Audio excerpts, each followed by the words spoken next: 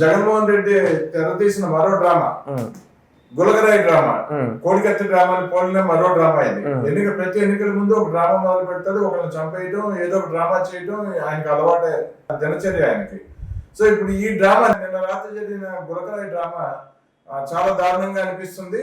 ఆ టైంలో పవర్ తీసేశారు 2 నిమిషాల ముందే, ఈ సంఘటన జరిగినట్టు చూపించారు. తర్వాత 2 నిమిషాలకి మళ్ళీ వెంటనే కరెంట్ ఇచ్చారు. కానీ ఆ టైంలో కనీసం ఫోకస్ ల్యాంప్స్ ఉంటాయి. ఎవరు నాయకులు, ముఖ్య నాయకులు ప్రచారానికి బయలుదేరినా కూడా ఫోకస్ ల్యాంప్స్ కూడా ఉంటాయి. ఫోకస్ ల్యాంప్స్ కూడా ఆపేసి ఆయన రక్షణాధికారులందరినీ కింద కూర్చోబెట్టి ఈయన ఆడిన డ్రామా, ఈ డ్రామా మీద మీ విశ్లేషణ ఏంటి? ఒకటి, ఒక ముఖ్యమంత్రి ఉంటే ఫోకస్ లైట్స్ అనేది ఉండాలి. ఫోకస్ లైట్స్ లేకుండా ఎలా వెళ్తారు? ఒకటి, అప్పుడు సీఎం సంబంధించిన సెక్యూరిటీ ఆఫీసర్ చెప్పాలి కదా బుల్లెట్ ప్రూఫ్ వాహనంలో కూర్చోవాలని. ఇంకొకటి, గతంలో ఎక్కడో లేని విధంగా జగన్మోహన్ రెడ్డి గారు 7 గంటలైతే బయటికి రాడు. అసలు ఇక్కడ 7 గంటలైతే ఈ రోజు ఎందుకు ఈ విధంగా రావాల్సి వచ్చింది? ఒక్కసారి ఆలోచించండి. ఇదంతా ప్రీ ప్లానెడ్ డ్రామా, ఎన్నికల్లో లబ్ధి పొందడం కోసం. ఎందుకంటే జగన్ ఓడిపోతున్నాడు అని చెప్పి ఇంటెలిజెన్స్ రిపోర్ట్స్ వచ్చాయి, ఇంటెలిజెన్స్ బ్యూరో రిపోర్ట్స్. అదే విధంగా అన్ని సర్వేలు ఒకటే చెప్తున్నాయి, జగన్ పోతున్నాడు, రాష్ట్రం గెలుస్తూ ఉంది అని చెప్పి.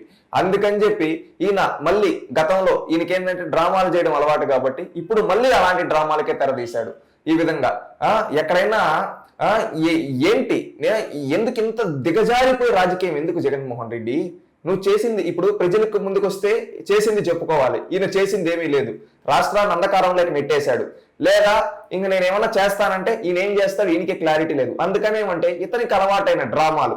గతంలో మా నాన్న చనిపోయినాడు, నాకు ఓటేసేయండి, నేను ముఖ్యమంత్రి అయిపోతాను, రాజన్న బిడ్డని మంచి చేస్తా, రాజన్న రాజ్యం చేస్తా అని రాష్ట్రాన్ని సంఖ నాకిచ్చేశాడు. మళ్ళీ మా బాబాయిని చంపేశారు, నా పైన కోడికత్తి నాటి చేశారు, నన్ను చంపేస్తూ ఉన్నారు అని చెప్పి దొంగ ఏడుపులు ఏడ్చాడు ఈ దొంగరెడ్డి. తర్వాత ఏమైంది తెలుసా?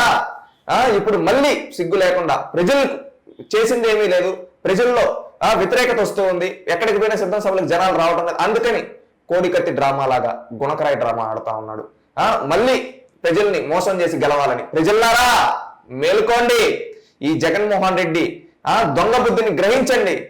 రాష్ట్రం గెలవాలంటే జగన్ పోవాలి. ఎన్ని డ్రామాలు! ఒక ముఖ్యమంత్రి పర్యటన ఉంది, ఆ ముఖ్యమంత్రి పర్యటనలో మధ్యలో ఏంటి ఈ విధంగా ఇష్యూస్ అంట, లైట్లు ఆగిపోతాయంట, లైట్లు ఆగిపోతే సీఎం సెక్యూరిటీ ఏం చెప్పదంట. గతంలో ఇన్ని రోజులుగా మేమంతా సిద్ధం సభల్లో ఎప్పుడు బయటకు వచ్చి రోడ్ షో చేయలేదు రాత్రిపూట. నిన్నే ఎందుకు వచ్చాడు? ఒకటి గ్రహించండి, ఇది ప్రీ ప్లానెడ్ డ్రామా. పొగలైతే ఏదో ఒకటి, ఎక్కడో ఒకటి, ఎవరో ఉంటారు. రాత్రిలో ఈ సభలు కట్టే జనాలు రారు. ఇక్కడ ఏదో జరిగిపోయిందని సెన్సేషన్ క్రియేట్ చేద్దాం అనుకోని ఈ రోజు దిగజారిపోయారు వైఎస్ఆర్సీపీ పేటీఎం బ్యాచ్. రే నాన్న, ఒకటి గుర్తుపెట్టుకోండి, చంద్రబాబు నాయుడు గారు ఏ రోజు ఎవరిపైన దాడి చేపిలా. ఒకటి గుర్తుపెట్టుకో, రాజశేఖర్ రెడ్డి, చెన్నారెడ్డి, జనార్దన్ రెడ్డి, విజయభాస్కర్ రెడ్డి ఎంతో మంది మహానుభావులను ఫేస్ చేశారు. కానీ చంద్రబాబు నాయుడు గారు ఏ రోజు ప్రత్యర్థులపైన దాడులు చేయలే. ఇంకా ప్రత్యర్థుల పేర్లు పెట్టి వాళ్ళ గుర్తులుగా పనులు చేశాడు. అది చంద్రబాబు నాయుడు ఒక గొప్పతనం. మీ నాయకుడు చేశాడు అయ్యా దాడి. అమరావతిలో చంద్రబాబు నాయుడు గారి పైన మీ వైఎస్ఆర్సీపీ నాయకులతో దాడి చేపిలేదా?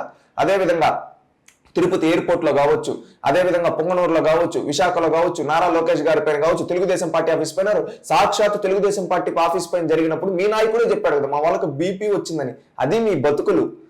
దాడులు చేపించే చరిత్ర, నేర చరిత్ర జగన్మోహన్ రెడ్డిది. ఈ రోజు మళ్ళీ ఓడిపోతున్నామనే భయంతో సిగ్గు లేకుండా ఒక ముఖ్యమంత్రి అనేది కూడా మర్చిపోయి మళ్ళీ పాత డ్రామాలకు తెరదీస్తున్నాడు. అంటే ఎంత దిగజారిపోయినాడు ఈ ముఖ్యమంత్రి ఒక్కసారి గ్రహించండి. రాష్ట్ర ప్రజలందరూ గ్రహించాలి. ఎందుకంటే సింపథెటికల్ డ్రామా. ఈ రోజు ఒకప్పుడు బాబాయిని చంపించేశారండి, ఆ రోజు చంద్రబాబు నాయుడు. ఈ రోజు CBI, central bureau of investigation తేల్చిందేంటి? ఇతని పాత్ర ఉందని తేల్చింది, ఇతని భార్య పాత్ర, ఇతని తమ్ముడు పాత్ర ఉందని. ఇంత క్లారిటీగా తెలిస్తే మళ్ళీ వచ్చి అబద్ధాలు చెప్తున్నాడు. ఇవన్నీ జనాలు గ్రహించి ఇలాంటి వాడిని వద్దనుకుంటే మళ్ళీ సింపథెటికల్ డ్రామా. ఎంత దిగజారిపోయి చేస్తున్నాడు చూడండి. మరో విషయం అండి, అనంతపురం జిల్లాలో ఆయన బస్సు యాత్ర చేస్తున్నప్పుడు ఒకళ్ళు చెప్పు విస్తున్న ఘటన జరిగింది. ఆ ఘటన జరిగిన తర్వాత అయినా అధికారులు అప్రమత్తం అవ్వాలి కదా. కనీసం నిన్న ఓపెన్ గా ఆయన తిరుగుతున్నప్పుడు బస్సులో వీళ్ళు జాగ్రత్తలు తీసుకోవాలి కదా. వీళ్ళు జాగ్రత్తలు తీసుకోలేదంటారా, ఇది అంతా డ్రామా అంటారా? డ్రామా. ఇప్పుడు సీఎం చీఫ్ సెక్యూరిటీ, ఇప్పుడు సీఎం సెక్యూరిటీ అంటే ఆషామాషిగా ఉండదు. చీఫ్ సెక్యూరిటీ ఆఫీసర్ ఉంటాడు, వాళ్ళ కింద అధికారులు ఉంటారు. అదే విధంగా ఒక సీఎం వస్తూ ఉన్నాడంటే అక్కడ ఉండే జిల్లా ఎస్పీ, కమిషనర్, వీళ్ళంతా అలర్ట్ గా ఉంటారు. దీనికి తగినట్టుగా వాళ్ళకి సెక్యూరిటీ ఫోర్స్ ఉంటుంది. చుట్టూ 10 నుంచి 12 మంది వరకు ఉంటారు. ఈ విధంగా ఉన్నప్పుడు జగన్మోహన్ రెడ్డి గారి పైన టక్కన అక్కడెక్కడ జరుగుతుంది? ఒకటి ఆలోచించండి, అది ప్రీ ప్లానెడ్ గా చేశారు జగన్మోహన్ రెడ్డి గారు. ఎందుకంటే ఒకటే చెప్తున్నానండి, నిన్న కొన్ని ఇష్యూస్ జరిగాయి.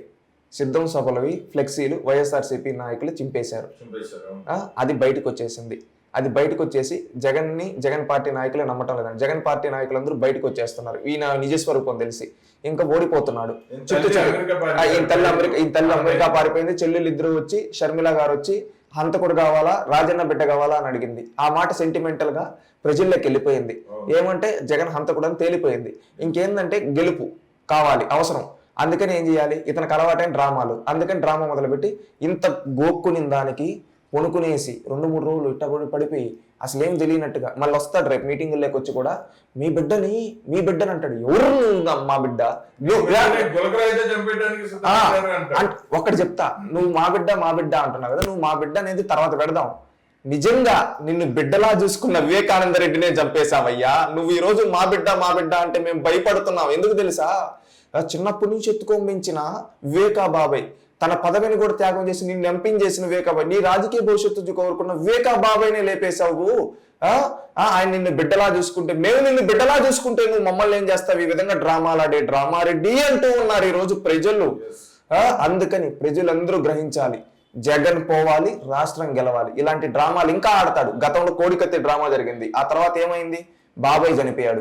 ఇప్పుడు ఈ గుణకరాయ్ డ్రామా. నెక్స్ట్ ఎవరు? జాగ్రత్తగా ఉండండి ప్రజల్లారా, అప్రమత్తంగా ఉండండి. ఎంతకైనా బరి తెగిస్తాడు ఇలాంటి వ్యక్తి.